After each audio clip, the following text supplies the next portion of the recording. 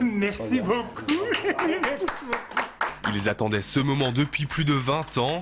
Avec ces clés remises par la ville, les gays, bi, trans et intersexes, dites LGBTI, ont désormais leur ambassade. Un espace de 150 mètres carrés en plein centre de Strasbourg. La station dans les prochains jours deviendra bar associatif, médiathèque, lieu d'écoute, de partage, de prévention des risques. 17 associations de la région feront vivre ce centre, une réelle victoire pour elles, même si l'endroit ne doit surtout pas devenir un lieu de ghettoisation. Donc oui, c'est vraiment un moment important pour l'ensemble des personnes concernées, mais qui doit être pensé non pas comme un lieu de repli, mais au contraire comme un lieu d'ouverture. Et donc un lieu en plein centre-ville qui veut dialoguer avec l'ensemble de la cité, parce que les personnes lesbiennes, gays, bi, trans, intersexes sont des citoyens comme les autres. Cela fait 3 ans que les discussions autour de la création de ce centre ont commencé. Elles ont pu aboutir grâce à la volonté de la municipalité pour qui un tel lieu était indispensable à la ville.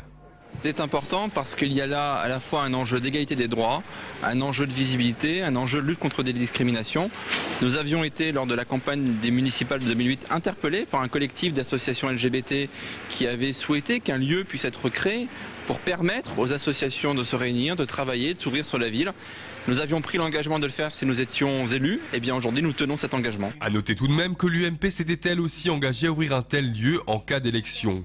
Preuve sans doute d'une évolution des mentalités ou plus prosaïquement de l'émergence de nouveaux enjeux électoralistes. Quoi qu'il en soit, Georges aujourd'hui est particulièrement ému. Il y a 20 ans, à la place de cette pizzeria, une librairie accueillait les gays de Strasbourg qui se retrouvaient presque clandestinement pour échanger. Cette fois, ils ont pignon sur rue.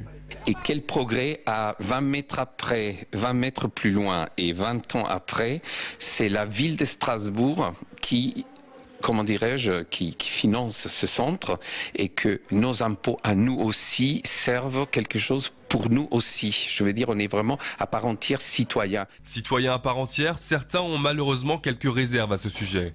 Voir des centres vandalisés, comme à Nantes récemment, n'est pas chose rare, mais les responsables veulent croire au bon sens des Alsaciens. Donc j'espère qu'on n'aura pas ça, mais je pense quand même qu'à Strasbourg et en Alsace, il y a quand même aussi une tradition de tolérance parce que la ville est diverse. La ville est diverse religieusement, la ville est diverse culturellement parce que c'est une ville et une région qui est passée entre deux axes culturels importants, germaniques et français. Donc d'avoir ce lieu, un lieu de plus de la diversité, je pense que la ville et la région sont prêtes à les accepter parce que ça correspond à une réalité. Une réalité qui sera encore plus palpable à partir du 15 octobre, date de l'inauguration officielle du centre. D'ici là, le blanc des murs aura sans doute laissé place à des couleurs un peu plus gaies.